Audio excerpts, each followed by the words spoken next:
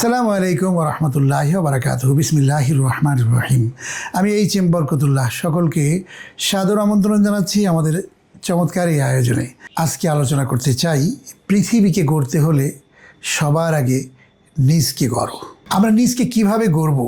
আমরা তো এই পৃথিবীতে এসেছি, আল্লাহ তাআলা একটা সময় দিয়েছেন এবং এই সময়টুকুনের মধ্যেই আমাদেরকে সেই কাজটি করতে হবে। সাকসেসফুল লাইফ আমাদেরকে তৈরি করতে হবে। এই পৃথিবীটাতে আমরা কেন এসেছি সে কথা আল্লাহ সূরা মুলকে বলেছেন, আল্লাযী খলাকাল মাউতা ওয়াল হায়াতা লিয়াবলুয়াকুম আইয়ুকুম আহসানু আমালা। জীবন এবং মৃত্যুর মাঝখানে যে সময়টুকু তোমাদেরকে দিয়েছি, আল্লাহ তাআলা দেখতে চান কে ভালো কাজ করো এবং কে মন্দ কাজ করো, এটি দেখার জন্য। তো দুনিয়ার শান্তি এবং আখিরাতের মুক্তি, এই দুটো জিনিসই আমাদের প্রয়োজন। দুটোকে সামনে রেখে আমরা আমাদের লাইফকে সামনে এগিয়ে নিয়ে যাব। এই স্বল্প সময়ের মধ্যেই আমাদের নিজকে গড়তে হবে। সেটি কিভাবে গড়ব সে বিষয় নিয়েই আমাদের আজকের আলোচনা। আমরা সময়কে গুরুত্ব আমরা দিব।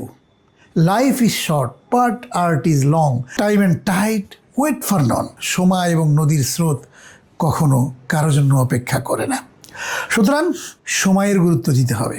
পাস্ট যেটা অতীত হয়ে গেছে সেটা নিয়ে আমাদের ভাবলে চলবে না। Past is a West paper, present is a news paper, future is a question paper.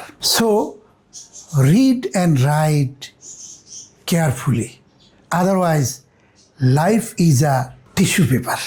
প্রিয় বন্ধুগণ, এটি প্রবাদ বাক্য হলেও এর গুরুত্ব তাৎপর্য কিন্তু অনেক বেশি।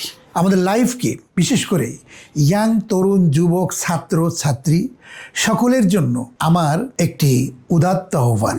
নোবেল বিজয়ী একজন বিজ্ঞানী তিনি 5টি পরামর্শ দিয়েছিলেন। এই 5টি পরামর্শকে যদি কেউ ধারণ করতে পারে তাহলে তার লাইফকে সামনে এগিয়ে নিয়ে যাওয়ার জন্য এই 5টি জিনিসই যথেষ্ট। তার জীবনে প্রোডাক্টিভিটি ফিরে আসবে এবং তার জীবন ধন্য হবে। এই 5টি জিনিসের ভেতরেই কোরআন এবং সুন্নাহও কিন্তু জড়িত রয়েছে। আসুন আমরা সেটি জানার চেষ্টা করি। নাম্বার 1 হচ্ছে অ্যাসপিরেশন। কোনো কিছু যখন আমরা করব তখন আমরা একটা আশা এবং একটা আকাঙ্ক্ষা, একটা অ্যাম্বিশন আমাদের থাকতে হবে। দ্বিতীয় নম্বর হচ্ছে ইন্সপিরেশন। সেই কাজটা করার জন্য আমাদেরকে অনুপ্রাণিত হতে হবে, আমাদেরকে হাইলি গ্ল্যাড হতে হবে, সামনে এগিয়ে যাওয়ার জন্য হাসি মুখে কাজটি নিয়ে আমাদেরকে যেতে হবে। নাম্বার 3 হচ্ছে ডিটারমিনেশন, অর্থাৎ আমাদেরকে দৃঢ় প্রত্যয়ী হতে হবে।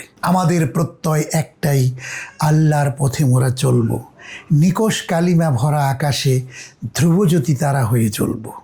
মানে একটা প্রত্যয় দীপ্ত সাহসী চিন্তা ভাবনা নিয়ে আমাদেরকে এগিয়ে যেতে হবে, থেমে গেলে চলবে না। কবি বলেছেন যে কেন পান্থ ক্ষান্ত হও হেরি দীর্ঘ পথ, উদ্যম বিহনে কর পুরে মনোরথ। কাটা হেরি ক্ষান্ত কেন কোমল তুলিতে, দুঃখ বিনে সুখ লাভ হয় কি মহিতে। বিশাল বিস্তীর্ণ পথ দেখে আমরা যদি হোপলেস হয়ে যাই তাহলে হবে না। আমাদেরকে এগিয়ে যেতে হবে, হাঁটতে হবে, দৌড়াতে হবে, রান করতে হবে। এরপরেই কিন্তু আমরা এগিয়ে যেতে পারবো। এবং ফুল তুলতে গিয়ে কাটা আছে, এজন্য আমাদেরকে হোপলেস হলে চলবে না। আমাদেরকে সেই কাটাওয়ালা জায়গায় যেতে হবে এবং ফুল উঠাতে হবে, গোলাপের সুগন্ধ এরপরেই আমরা পাবো। নাম্বার 4 হচ্ছে কোলাবোরেশন, মানে অন্যের সাথে কাজ করার মানসিকতা, ভালো মানুষের সাথে কাজ করার চিন্তাধারা, মানসিকতা থাকতে হবে। আল্লাহ তাআলা কোরআনে কারিমের মধ্যে বলেছেন যে ওয়াতাআওয়ানু আলাল বিররি ওয়াত তাকওয়া ওয়া লা তাআওয়ানু আলাল ইসমি ওয়াল উদওয়ান। তোমরা পরস্পরের ভালো কাজে সহযোগিতা করো, তাহলে অ্যাকাউন্টেবিলিটি এবং ট্রান্সপারেন্সি সৃষ্টি হবে এবং কাজের মধ্যে আল্লাহ তাআলা বারাকা দান করবেন।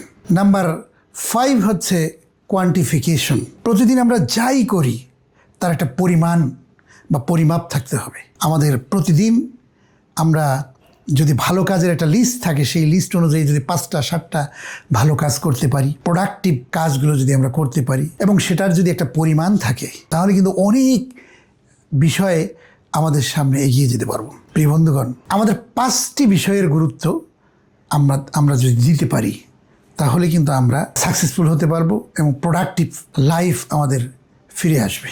নাম্বার 1 হচ্ছে aspiration, number 2 inspiration, number 3 determination, number 4 collaboration, number 5 quantification.